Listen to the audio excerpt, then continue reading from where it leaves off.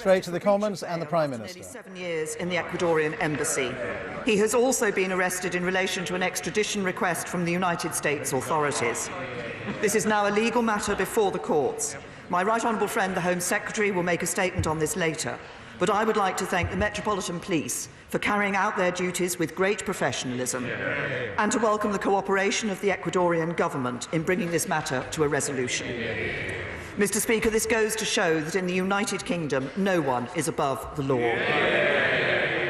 Turning to the Council, my priority is to deliver Brexit and to do so in an orderly way that does not disrupt people's lives. So I continue to believe we need to leave the European Union with a deal as soon as possible. And of course, this House has voted repeatedly to avoid a no deal. Yet despite the efforts of members on all sides, we have not so far been able to vote for a deal. So ahead of the Council, I wrote to President Tusk to seek a short extension to the Article 50 period to the 30th of June. Critically, I also requested that any extension should be terminable, so that whenever this House agrees a deal and ratifies the withdrawal agreement, we can get on and leave.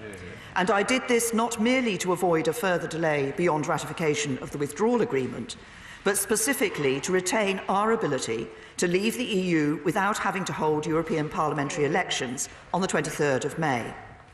Mr. Speaker, the discussions at the Council were difficult and, unsurprisingly, many of our European partners share the deep frustration that I know so many of us feel in this House over the current impasse.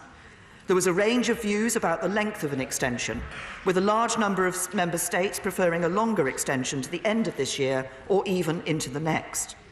In the end, what was agreed by the UK and the EU 27 was a compromise, an extension lasting until the end of October.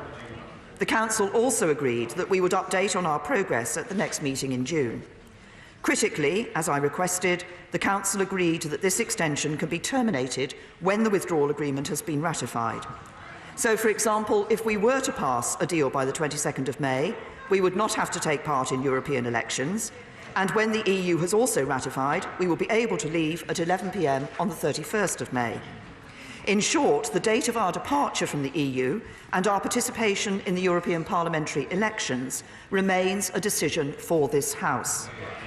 As President Tusk said last night, during this time, the course of action will be entirely in the UK's hands. In agreeing this extension, there was some discussion in the Council about whether stringent conditions should be imposed on the UK for its EU membership during this period, but I argued against this. I put the case that there is only a single tier of EU membership with no conditionality attached beyond existing treaty obligations.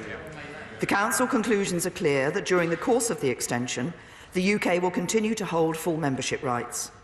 In turn, I assured my fellow leaders that the UK will continue to be bound by all our ongoing obligations as a member state, including the duty of sincere cooperation.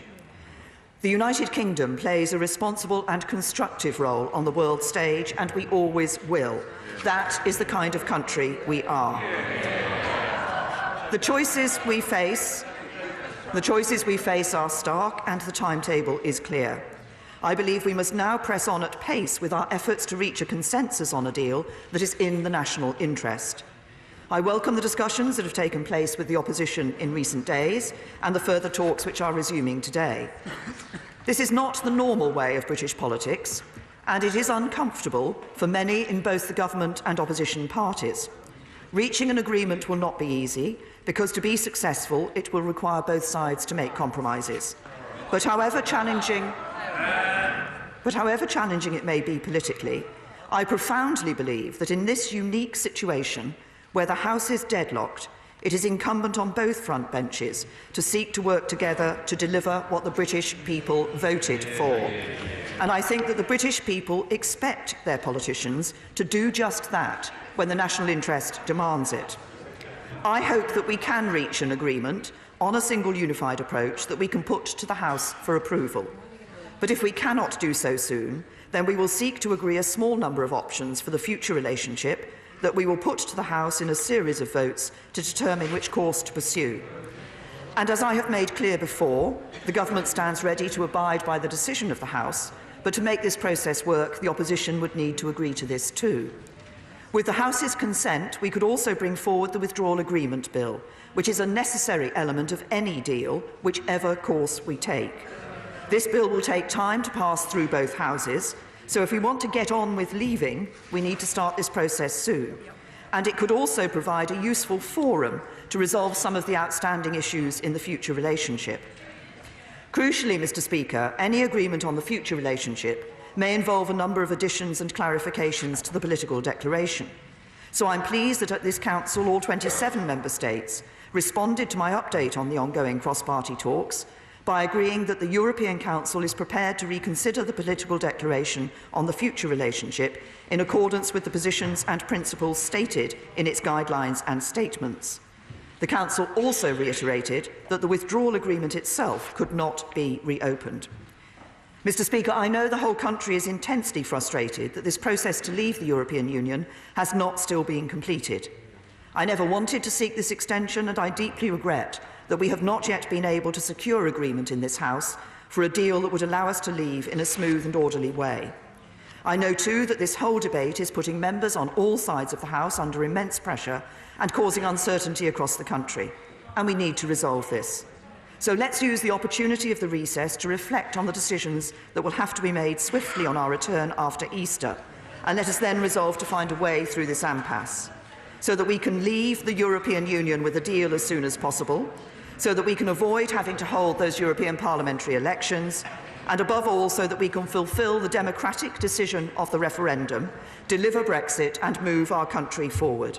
This is our national duty as elected members of this House, and nothing today is more pressing or more vital, and I commend this statement to the House.